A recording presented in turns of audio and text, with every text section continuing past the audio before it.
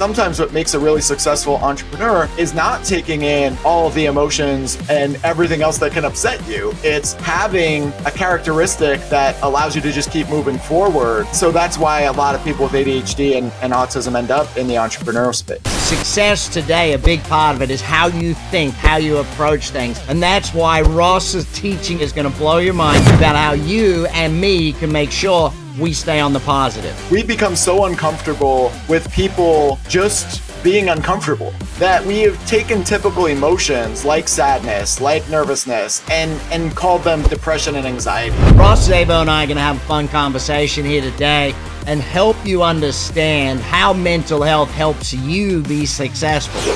So Ross, I want to start with a big thank you for giving us some words to use to describe mental health. What made you think that people needed to understand how to describe mental health?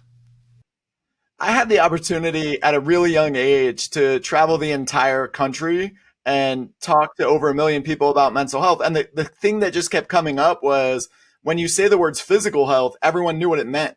But when I said the word mental health, people would think everything from, oh, someone's homeless to going to a spa and like getting facials and massages. And I was like, oh, we don't actually have a definition for this. And until we do, I think, unfortunately, people are talking about very different things. Yeah, like if a physical injury is easy to describe, a mental injury is not something we have. So can we start then with your 5 scales of mental health and that 5 layers, starting with the everyday challenges. And I think a lot of us, and I know me personally, I've sometimes scaled everyday challenges a little further than they needed to be. Definitely. So what you're talking about is like we need to be able to sort mental health like challenges and category experiences into different categories.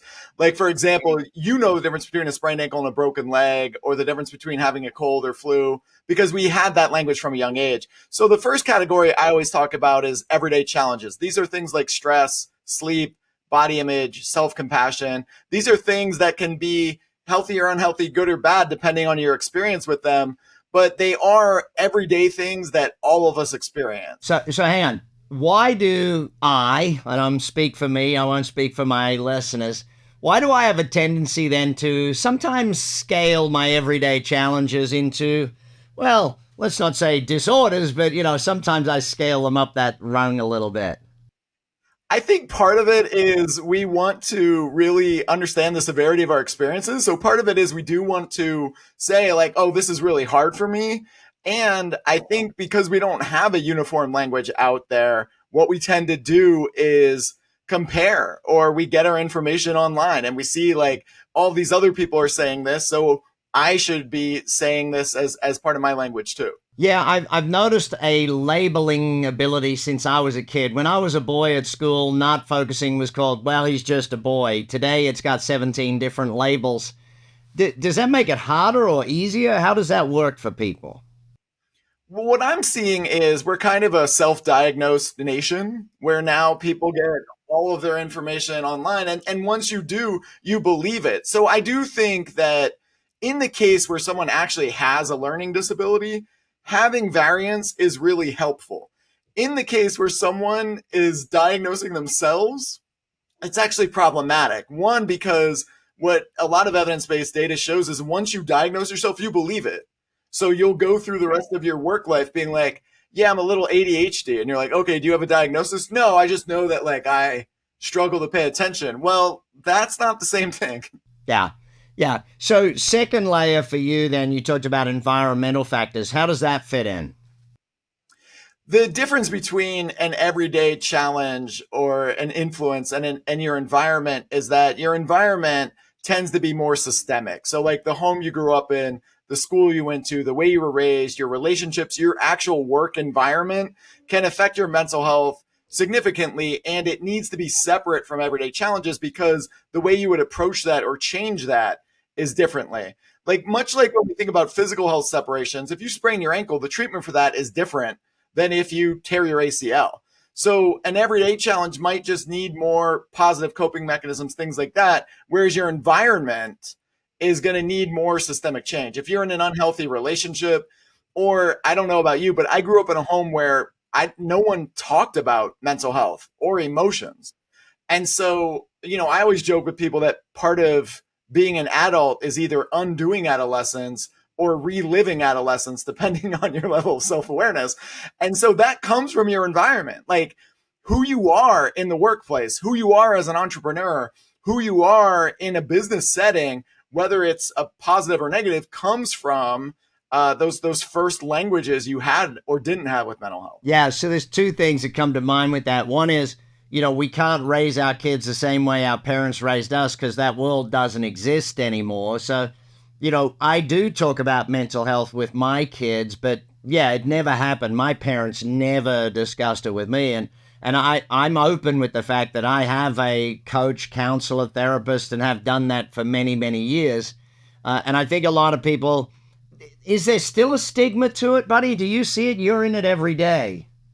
I do. I still see a lot of shame and embarrassment. I think there's more openness now, and I think there are more people willing to talk about it, but we don't necessarily know what to do. Especially, like, let's be honest, as guys, I'm fine having a conversation with my friends on the golf course or calling someone when I'm like, angry or upset, but those conversations don't last that long. I don't know what your experience is with other guys. Yeah, look, I see songs like Dan Dax right now out there are talking about being a man and how different it is to be a man in this world and the pressures and, the ability to actually discuss those situations. And I do notice, though, with my friends, the desire to talk about it now is much stronger than it was probably even 5 years ago.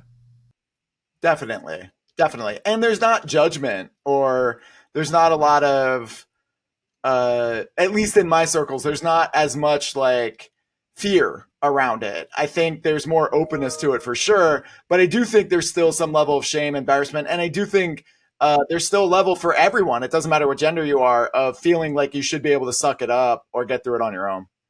Like I know as a business coach, there's even shame for people like, oh, I don't need a coach to survive in business. I can do it all on my own. Speaking of business, when we talk environmental factors, is there something that you've noticed about those that do run their own business, different levels or different ways they have built themselves for mental health? I think there's like, unfortunately, the spectrum for that is so fascinating, right? Like, on one hand, you have the like super overachiever go getter who, when they are that in that entrepreneur space, they're almost so creative and in the zone that they are successful in seeking everything out. And the double edged sword of that is that you can hit the edge where you just burn out, right? And then you have the people on the other side who are, as someone who started my own business, my own mental health curriculum business before I started school, there's always that anxiety of, if I don't have a next paycheck, if I don't have a next thing coming in, how am I going to do this? And in that frenetic pace, because if you're an entrepreneur and you're not having much success, you can be in a state of depression or fear in a lot of ways. And so I think mental health plays a part in both of those, whether you're overactive and burning out, or you're in that place of fear because things aren't coming together for you. Anything that we can do for ourselves, or anything we can do, or any tips or tricks to help us get better at coping with that stuff or get better at moving through it all? I think the most important thing to keep in mind is that our brains are actually really simplistic. They're not these complex things that we think, and we are more likely to repeat the same patterns and habits in business, in relationships, in family, in parenting, in everything. And we'd really love to believe that we won't. We'd really love to believe that, like, oh yeah, I know this about myself, but I'm going to change it.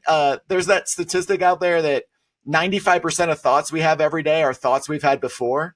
And that in some ways we're just reliving the same stuff over and over again. So when it comes to coping, I think the most important step is really understanding your patterns and habits, so that you're not just repeating the same cycle of, I'm not going to burn out, I'm going to go to the gym, I'm going to do all these things, and then you're right back in burnout mode. or I'm not going to get into this fear mode. It's first step is like, what are your patterns? Got it. So let's dive to, well, actually, on that, how do I identify my patterns? Because I'm the worst at seeing, like everyone else can see my patterns, but I'm looking in the mirror going, I don't have any patterns. I'm just, a normal person. So the first step is to listen to other people. And if you are finding yourself in the same dynamic, whether it's in your relationship, No, that whether never it's in your happens to business, me. I've never done that twice. Ask my wife. I'm never doing that. No. so the first step is to listen and hear like, okay, what do I see? The unfortunate reality is if you don't have that self-awareness, it's tough to build it. The second step would be to talk to if you really are stuck and you can't see your patterns, talk to a therapist and see what you can do. The other thing you can do, and this is a fun experiment that I challenge everyone to do, is write down a lot of the thoughts you have every day and do it for a week. And what you'll see is you end up and do it separately. Don't do it in the same document. When you go back through the week, you'll see that you had those same thoughts every single day. And every day you woke up, you thought it was new. You thought this dreaming of this new deal or this new idea or concept was like brand new that day, but it wasn't. The flip side of that is if you do it in a relationship, you'll quickly see that you are having the same fight over and over again, thinking you're having an epiphany one day, but repeating the same behavior. Yeah. Yeah, I remember journaling for 90 days, and when I went back and reread the journal, I thought that person is crazy. That's a crazy person. Hey, I want to jump to level 3, the significant events. Tell me more about that and how that plays out. So what's really important about significant events is that they're experiences with loss, change, and rejection that don't happen on an everyday basis and aren't necessarily a part of your environment. So if you think about both positive experiences that can affect us that don't happen frequently, like starting a relationship, ending a relationship, death, major illness, moving, changing a career, having something happen, a wedding, any of these things, they are not as persistent as everyday challenges or as your environment, but they do require us to cope and address them in different ways. I think the hardest thing in my entire mental health life that I've ever gone through is when my dad passed away. It was sudden. It was not something anyone saw coming.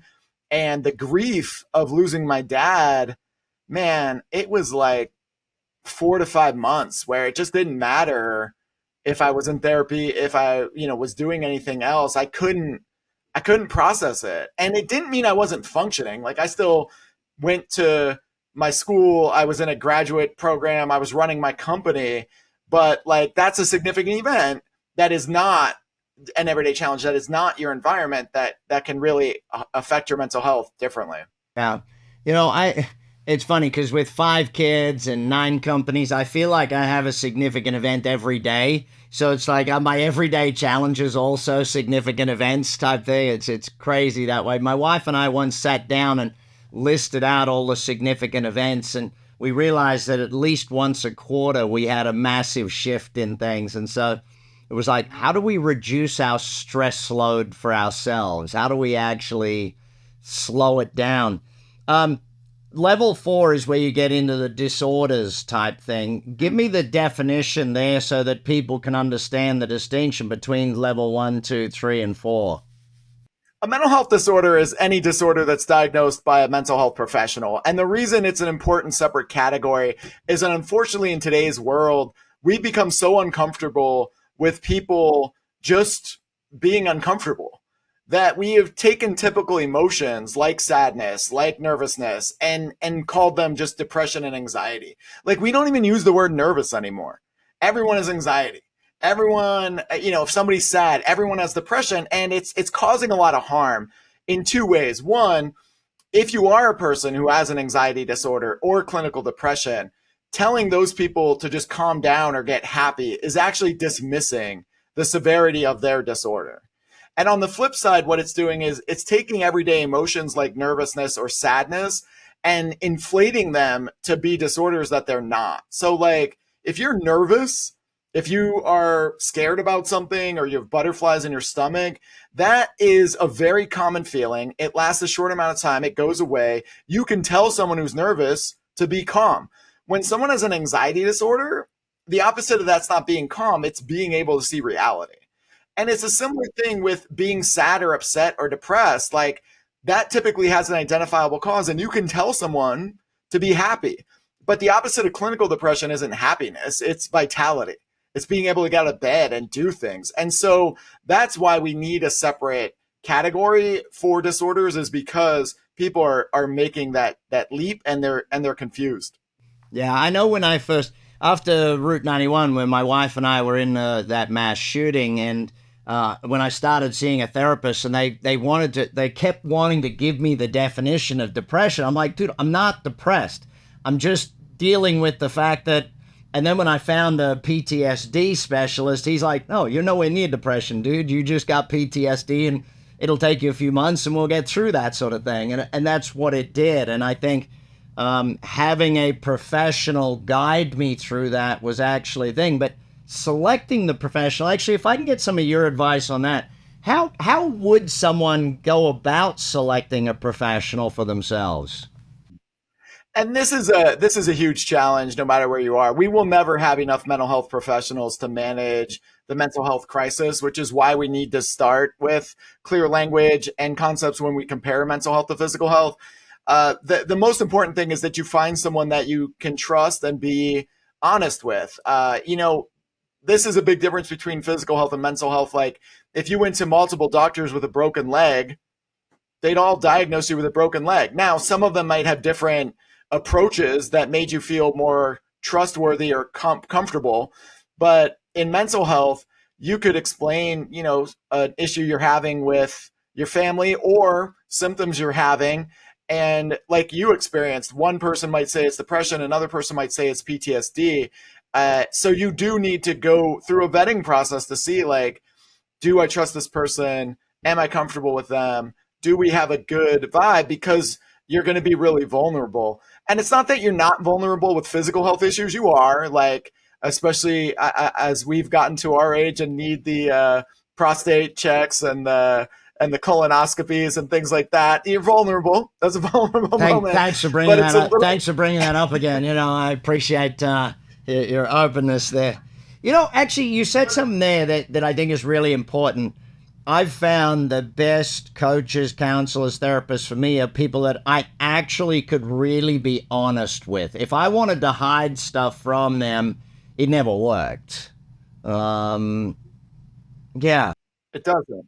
And that can take some time, unfortunately, because typically the best therapists or coaches are booked and they may not have availability, and that's hard. And I think what at least what I see in Los Angeles is what the best people are doing is now hiring teams so that they are available, so that they're not just like, okay, you can get in 5 months. Well, LA, every single person's got a counselor or a therapist. We know that about LA. Here in Vegas, I think they just go gamble it all away. Hey, I want to hit level 5 just so we complete on that before we move on. Developmental disabilities, your definition there so people can understand the distinctions. And this isn't my definition, it's from the National Institute of Mental Health, but it's basically a disability that manifests before the age of 22 that cause impairments in someone's ability to learn or in their ability to, do things that are cognitive. So this is where ADHD fits. This is where autism spectrum disorder fits. This is where intellectual disabilities and learning disabilities fit. And as both of us know, some of the strongest entrepreneurs out there have ADHD, like legitimate ADHD, or they are on the autism spectrum or have autism spectrum disorder. And what's fascinating about that is sometimes what makes a really successful entrepreneur is not taking in all of the emotions and everything else that can upset you. It's having a characteristic that allows you to just keep moving forward. And so that's why a lot of people with ADHD and autism end up in the entrepreneurial space. I want to flip it over because mental health isn't just negatives. Mental health is also positives. There's There's a very strong, I had John Asraf on with me recently who does Innercise and teaches people mental health, how to build your mental health. You talk about bad stress and good stress. Take me through that part because I think that's a really important distinction. It's such an important distinction, especially because what we've learned in longitudinal studies is people who frame stress as being bad throughout their life, on average, have higher physical and mental health issues, but also die 5 years before life expectancy. So, like, let's talk about this Yeah, because yeah. Let's be real. You're gonna die if you.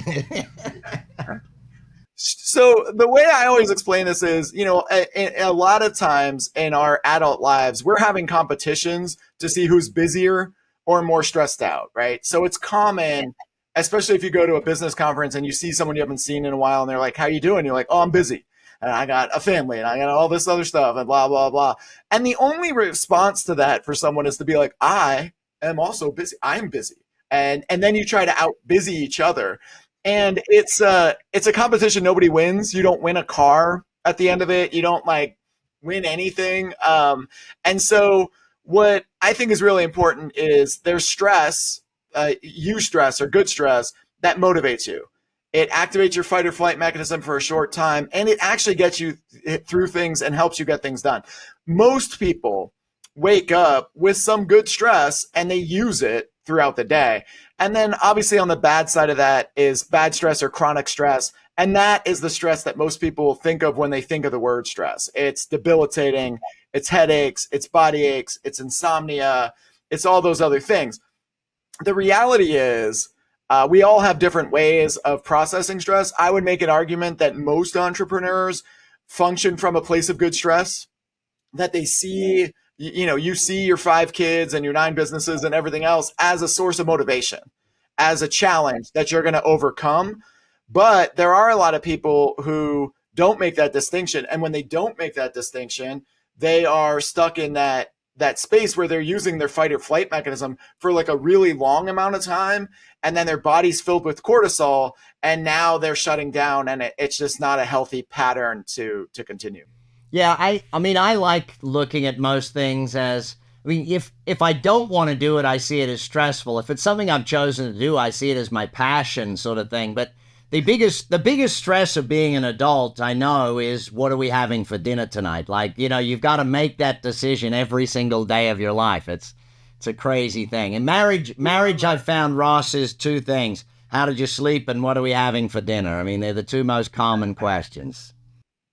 There's only time for those conversations. Is there time for other? I don't know. Like, what else do you have time for? Hey, we touched on it a little bit. Another discussion that you have a lot is about the difference between feeling sad and depression. And I do notice, as you said, a lot of people leaping to that word depression. How do we make sure we understand the distinction? So I think not every, but some of the biggest emotions in our society have a spectrum.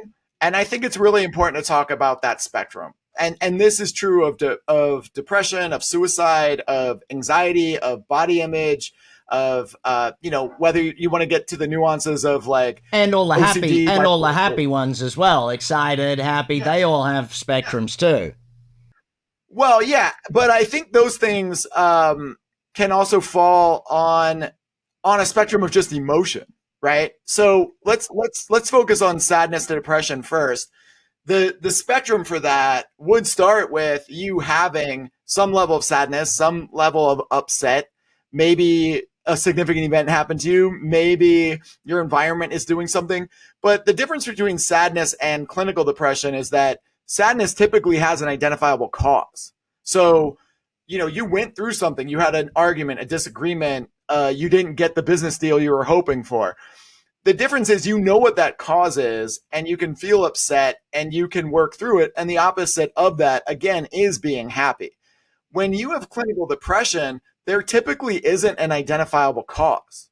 Everything sucks. Everything hurts. Like when I was a teenager and I attempted to take my own life, I had clinical depression for months before I was able to really find a way to manage it or work on it. And And that's the biggest difference is sadness typically has a cause, and it can suck and it can last for a long time. Like I just talked about grief with my dad before.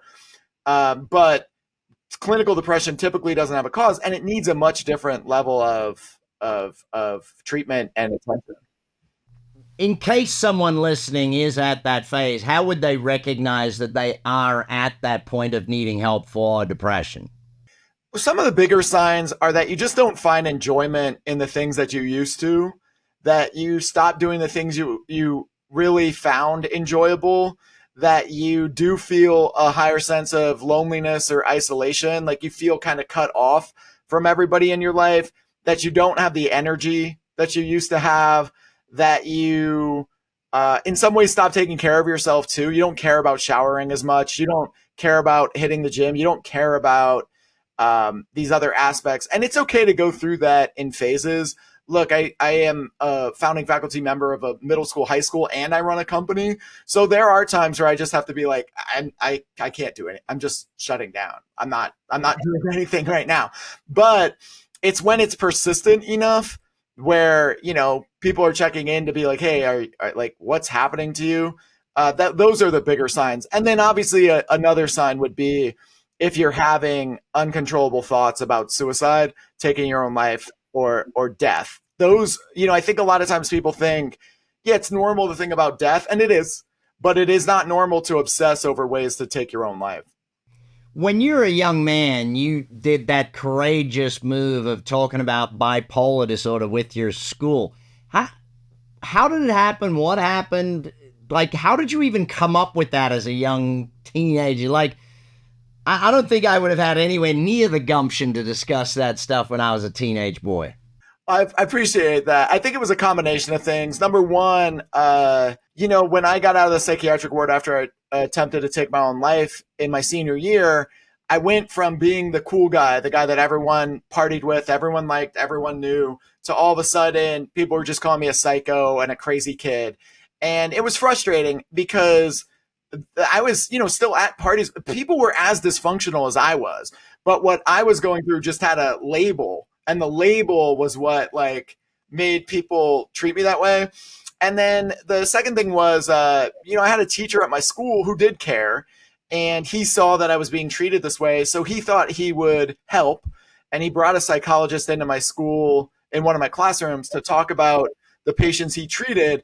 And when that psychologist did that, he chose the most extreme stories possible, like stories that aren't even remotely common. And so all the students started laughing, and I was just tired of being laughed at. And so, I took my teacher in the hallway and I was like, hey, this isn't funny. And I know that you were trying to help, but this is really infuriating. And so he looked at me. I grew up in very rural Pennsylvania. And I was actually born in Bethlehem and raised in Nazareth, if anyone is, it's very, very important. And so in Nazareth, Pennsylvania, my teacher looked at me and he was like, what do you want to do about it? And I was like, let me speak. If they're not going to understand this from anyone else, then let me tell them what it's like to go through it. And so 2 weeks later, I stood up in that classroom and I shared all of it, the diagnosis, my family history with severe mental illness and substance abuse and addiction, and then kind of what it was like to go through clinical depression as a senior in high school.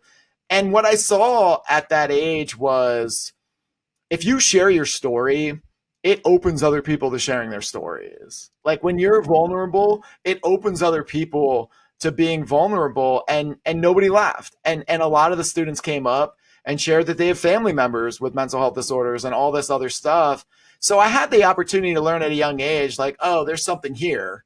If you open up this way, it can educate people in a different way. And then, 5 years later, that's when the entrepreneurial spirit kicked in for me, where I was like, okay, there are no large scale presentations about mental health in this country. It was 2002 when I did this. So I am now going to create the first large scale mental health presentations because I had the experience of seeing this resonates. Well, hey there, and thanks for listening. I've noticed that 78% of you are brand new, which means you haven't hit the subscribe button yet. By subscribing, you help us bring on even better guests, better quality content, and serve you better with even more podcasts. So please hit that subscribe button. It only takes a second. It makes a huge difference. If you support us, we're going to support your success and help you achieve big success together. One other area I want to touch on is you talk about the difference between being nervous and anxiety. And I think that you touched on it earlier, but I want to establish that a bit more because nervousness is normal. Anxiety is where you start pushing yourself into a realm. Tell us how that definition is and what we can do about that. And again, this is another spectrum that I think is really important. So nervousness is just the butterflies you get in your stomach before you're about to do something that you're not comfortable with. Nervousness is a very, very common emotion that we all have.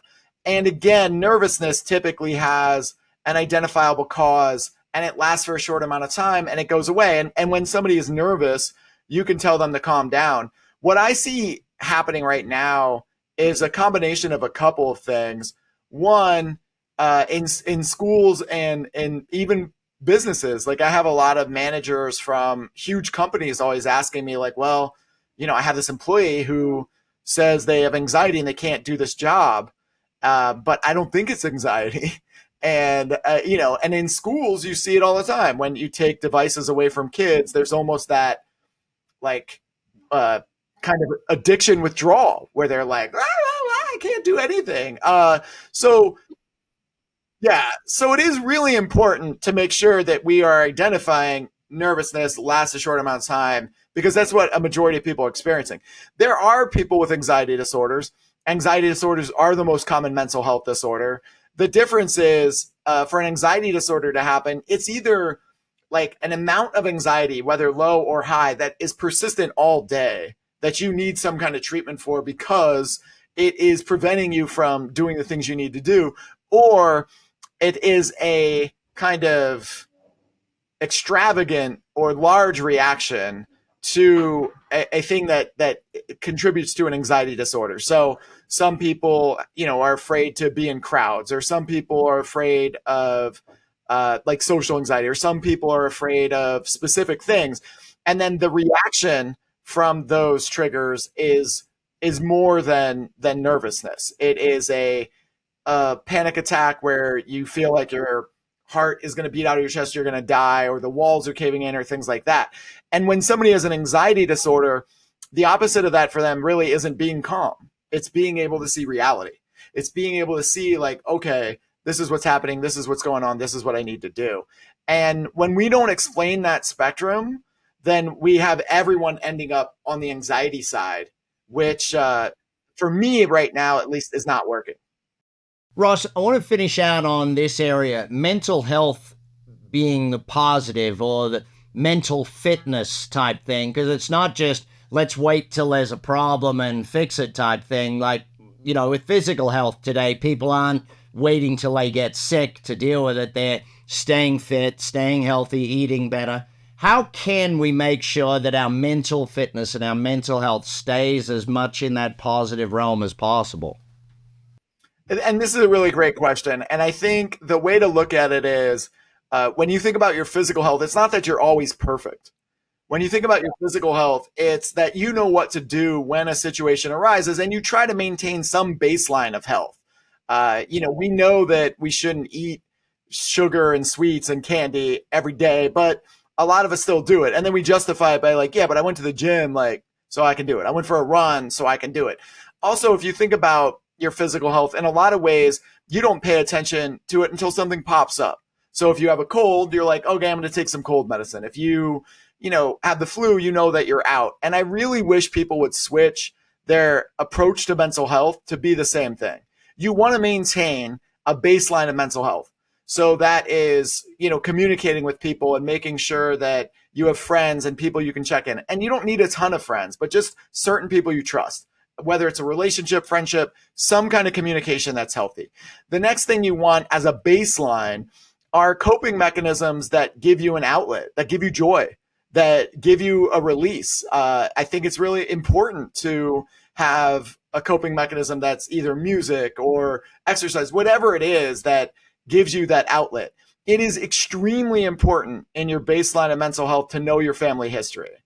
You know, like if I was growing up and somebody was like, hey, 3 of your grandparents are alcoholics, your mom has bipolar disorder, you probably shouldn't start drinking at age 12. Like this is a bad move. Don't do this. It's possibly not, unless you're Australian, it's different, This isn't going to end well for you. And so, but part of that baseline is knowing your family history.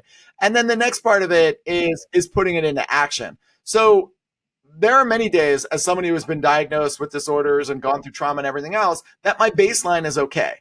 But then there are days where things pop up, where I am reaching a level of depression or I am reaching a level of anxiety, and now I need to know how to respond to it.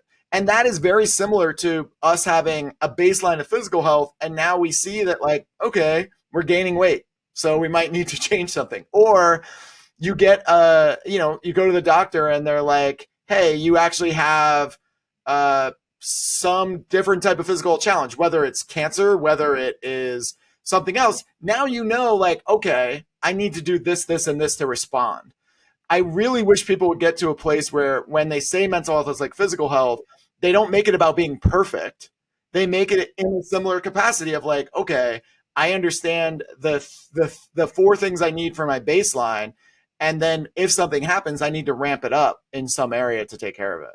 Love it. I love it. I know for me, simple things, walking the dog, reading books, listening to music, doing those sorts of things, hanging with the kids. They're all things that improve my mental health. And if I don't do enough of it, I don't stay in that space, especially with the stress of running companies and leading people. Ross Szabo, thank you so much for your time today. Appreciate everything you do. You're on the Big Success Podcast. Follow, like, listen, subscribe. Check out everything of Ross's that you can. Keep learning. Mental health is not an issue. It's something that we need to keep working on for ourselves and for others. See you next week. You've been listening to the Big Success Podcast with the #1 business coach in the world, Brad Sugars. To learn more about how to achieve business and personal success, as well as how to level up or listen to past episodes, visit www.bradsugars.com.